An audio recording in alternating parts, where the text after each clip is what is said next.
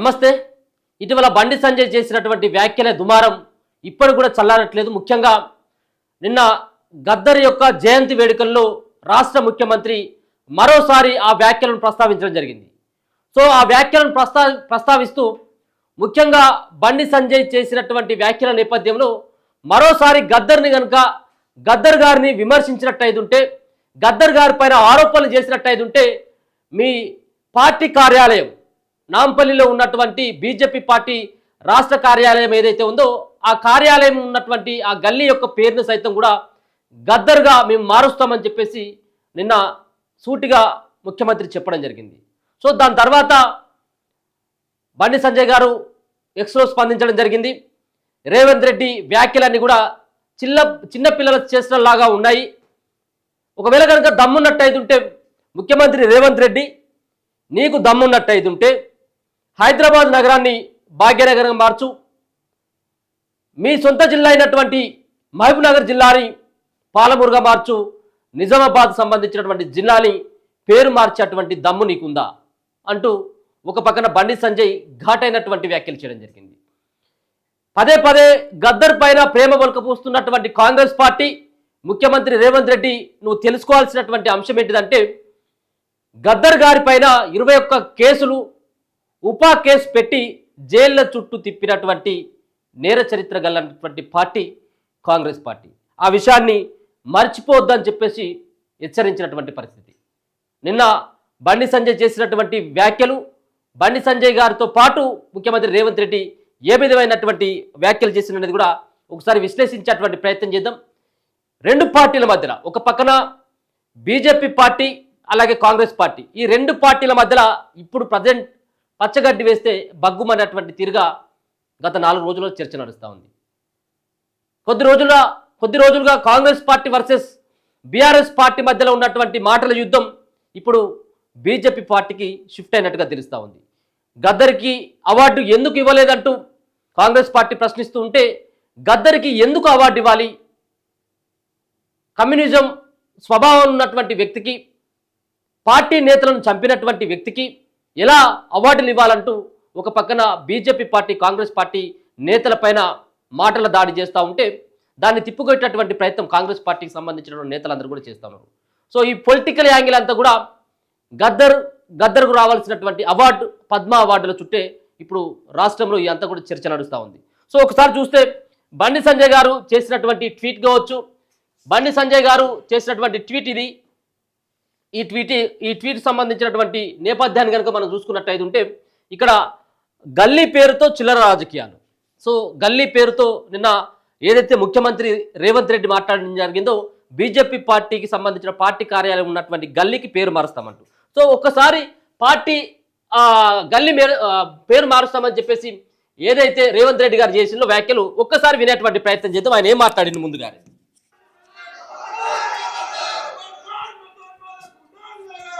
నేను ఒక్క మాట చెప్పదలుచుకున్నా, మళ్ళొక్కసారి మీరు మీ పార్టీ గద్దరన్నకు వ్యతిరేకంగా, గద్దరన్న గౌరవాన్ని కించపరిచేటట్టు మాట్లాడితే మీ పార్టీ ఆఫీసు ఉన్న ప్రాంతానికి గద్దరన్న పేరు పెడతా.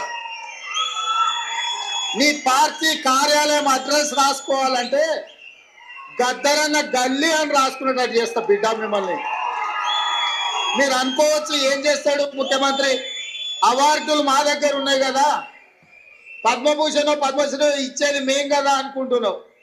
కానీ నీ పార్టీ ఆఫీసు గద్దరన్న రాష్ట్రంలో ఉంది, ఆ సంగతి మర్చిపోవద్దు. నీ పార్టీ ఆఫీసు ఉన్న ప్రాంతానికి, ఆ కాలనీకే గద్దరన్న పేరు పెడితే అప్పుడు ఎవరు పేరు రాసుకుంటారు?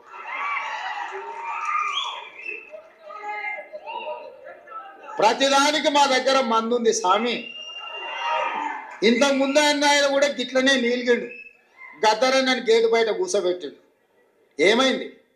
గేటు బయట కూర్చోబెట్టిన ఆయన లోపల ఉన్నాయన, గద్దె మీద కూర్చున్నాయన గొప్ప అనుకున్నాడు. కానీ చూస్తుంటేనే ఆయన గద్దె ఊలింది, గేట్లు బద్దలైనాయి. గద్దరన్న వారసులు లోపలుండ్రు. గద్దరన్నని గేటు బయట కూర్చోబెట్టినోడు ఇవాళ గేటు దగ్గర కూర్చొని ఎవరన్నా వస్తారా అని వాళ్ళకరించడానికి ఎదురు చూస్తున్నాడు చకోర పక్షిలాగా. గాయనకే గంట గది పడితే నీకెంత పడుతుంది స్వామి, నువ్వు అర్థం చేసుకో. సో ఇవి వ్యాఖ్యలు నిన్న చేసింది, కొంచెం ఘాటైనటువంటి వ్యాఖ్యలే. నేను గద్దర్ గారి యొక్క పేరుని మీ గల్లీకి పెడతాను, రేపు బీజేపీ పార్టీ ఆఫీస్ యొక్క అడ్రస్ రాసుకోవాలంటే ఖచ్చితంగా మీరు గద్దర్ పేరుని మీరు పేపర్ పైన రాయాల్సినటువంటి అవసరం ఉంటుంది. పదే పదే గద్దర్ పేరును పలికేలాగా చేస్తాను. నేను రాష్ట్ర ముఖ్యమంత్రిని, నేను తలుచుకుంటే ఏమైనా చేయగలను. కేవలం అవార్డులు మీ దగ్గర ఉండొచ్చేమో కానీ ఇక్కడ మీరు ఉన్నటువంటి ప్రాంతం గద్దరు పుట్టినటువంటి గడ్డ అన్నటువంటి విషయాన్ని మీరు మర్చిపోద్దు అని చెప్పేసి ఆయన హెచ్చరించినటువంటి సందర్భం. సో దాని తర్వాత నిన్న బండి సంజయ్ గారు చేసినటువంటి వ్యాఖ్యలు, ఆయన మాట్లాడిన తర్వాత బండి సంజయ్ గారు గల్లీ పేరుతో చిల్లర రాజకీయాలు, గద్దర్ను జీవితాంతం అవమానించిందే కాంగ్రెస్ పార్టీ, ఆయనపై ఉపా కేసు సహా 21 కేసులు పెట్టింది, కోర్టు సాగుతో పథకాలకు ఆపేసినటువంటి కుట్ర అంటూ ఆయన వ్యాఖ్యలు చేయడం జరిగింది. బీజేపీ రాష్ట్ర కార్యాలయం ఉన్న గల్లీకి గద్దర్ పేరు పెడతానని సీఎం రేవంత్ రెడ్డి చేసిన వ్యాఖ్యలు హాస్యాస్పదంగా ఉన్నాయని కేంద్ర హోంశాఖ సహాయ మంత్రి బండి సంజయ్ అన్నారు. గద్దర్కు పద్మ అవార్డు ఇవ్వలేదనే కోపంతో ఆయన మాట్లాడిన మాటలు చిన్నపిల్లల చేష్టల్లా ఉన్నాయని తెలిపారు. సీఎం అహం చల్లారుతుందంటే ఆయన ఏ గల్లీ పేరునైనా మార్చుకోవచ్చని అన్నారు. రేవంత్కు అంత ఆసక్తి ధైర్యం ఉంటే ముందు హైదరాబాద్ పేరును భాగ్యనగర్గా, నిజామాబాద్ పేరును ఇందూరుగా, ఆయన సొంత జిల్లా పేరును పాలమూరుగా మార్చాలని ఎక్స్ వేదికగా సంజయ్ డిమాండ్ చేశారు. గద్దర్ను జీవితాంతం అవమానించింది కాంగ్రెస్ పార్టీ కాదా? నక్సల్స్ తో చర్చల సందర్భంగా గద్దర్ను మధ్యవర్తిగా ఉపయోగించుకున్నది ఎవరు? ఆయనపై ఉపా కేసు పెట్టింది కాంగ్రెస్ కాదా? గద్దర్పై 21 కేసులు పెట్టింది, ఆయన పోలీస్ స్టేషన్ల చుట్టూ తిరిగేలా చేసింది ఎవరు? దివంగత దుద్దిల్ల శ్రీపాదరావు, చిట్టెం నర్సిరెడ్డి సహా అనేక మంది నేతలు, ఐపీఎస్ అధికారులు, ఎంతో మంది పోలీసుల కుటుంబాలు నక్సలిజం బాధితులు కాదా? రాష్ట్ర హోంమంత్రిగా ఉన్న మీరు ఆ కుటుంబాల శోకాన్ని కనీసం పట్టించుకోకుండా మీ రాజకీయ ప్రయోజనాల కోసం ఇష్టం వచ్చినట్లు ఎలా మాట్లాడతారని సంజయ్ ప్రశ్నించారు. చిల్లర రాజకీయాలు మాని 6 గ్యారెంటీలపైన దృష్టి సారించాలని చెప్పేసి నిన్న బండి సంజయ్ గారు ఎక్స్ వేదికగా రాసుకొచ్చేటువంటి ప్రయత్నం చేయడం జరిగింది.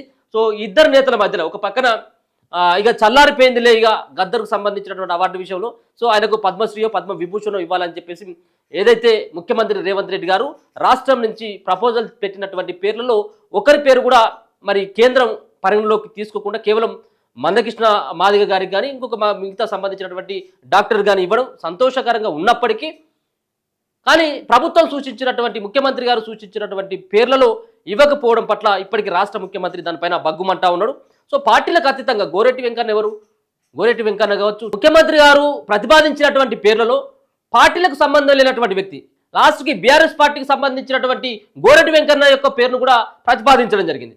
సో ఎవరైతే తెలంగాణ రాష్ట్రం కోసం, తెలంగాణ రాష్ట్ర సాధనలో భాగస్వామ్యం అయినటువంటి వాళ్ళ కళల ద్వారా, వాళ్ళ గానం ద్వారా ప్రజల్ని ఎవరినైతే కొంత ఉత్తేజపరచడం జరిగిందో, సో వాళ్ళ యొక్క పేర్లని ప్రపోజల్ పెట్టడం జరిగింది. సో ముఖ్యమంత్రి గారు సూచించినటువంటి పేర్లని కేంద్రం కనీసం పరిగణలోకి తీసుకుపోవడం పట్ల ఇప్పటికీ సైతం ముఖ్యమంత్రి రేవంత్ రెడ్డి గారు దానిపైన ఆలోచిస్తున్నట్టుగా తెలుస్తూ ఉంది.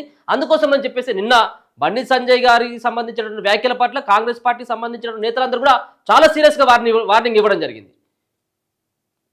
దాని తర్వాత బీజేపీ పార్టీ నాయకులు సైతం కూడా అదే ధీటుగా స్పందించేటువంటి ప్రయత్నం చేయడం జరిగింది.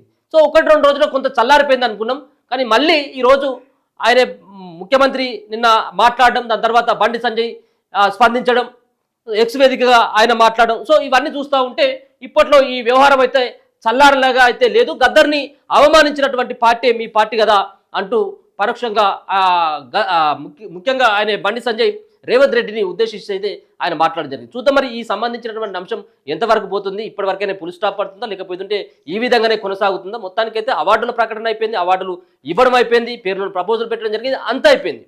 కానీ ఇప్పుడు ఎందుకు గద్దర్ పైన ఒక పక్కన ఆయన బీజేపీ పార్టీ ఎందుకు విమర్శించాల్సి వస్తుంది, అలాగే కాంగ్రెస్ పార్టీ ఎందుకు వెనుకేసుకొని వచ్చేటువంటి ప్రయత్నం చేస్తుంది, ఎందుకు గద్దర్ చుట్టూ ఈ అవార్డుల చుట్టూ ఎందుకు రాజకీయాలు నడుస్తున్నాయి అనేది కూడా మనం విశ్లేషించుకోవాల్సినటువంటి అవసరం ఉంది. ప్రజెంట్ ఇప్పుడు రాష్ట్రంలో ఇదే టాపిక్ అంతా కూడా హాట్గా నడుస్తూ ఉంది. గద్దర్ని ఏదైతే చివరి నిమిషం వరకు సైతం కూడా తెలంగాణ పోరాటంలో, తెలంగాణ ఆరాటంలో, తెలంగాణ ఉద్యమంలో బరిగీసి కొట్లాడినటువంటి గద్దర్ గారిని బీజేపీ పార్టీ అవమానిస్తుంది. బీజేపీ పార్టీకి తెలంగాణ ఉద్యమంలో పాల్గొన్నటువంటి వ్యక్తులు కానీ ఉద్యమకారులు అంటే కూడా కనీసం ఎక్కడ కూడా ప్రేమ లేదన్నటువంటి భావనని కాంగ్రెస్ పార్టీ ప్రజల్లోకి తీసుకెళ్లేటువంటి ప్రయత్నం చేస్తూ ఉంటే, నక్సల్ స్వభావం ఉన్నటువంటి వ్యక్తులకి ఏ విధంగా అవార్డులు ఇవ్వాలి మీరే చెప్పండి అంటూ ఒక పక్కన బీజేపీ పార్టీ సైతం కూడా ఎదురుదాడి చేస్తూ ఉంది. సో ఇది నిన్న జరిగినటువంటి అంశం. ముఖ్యమంత్రి రేవంత్ రెడ్డి గారు మాట్లాడడం, దాని తర్వాత బండి సంజయ్ గారు స్పందించినటువంటి విధానం చూస్తూనే ఉండండి మన తొలి.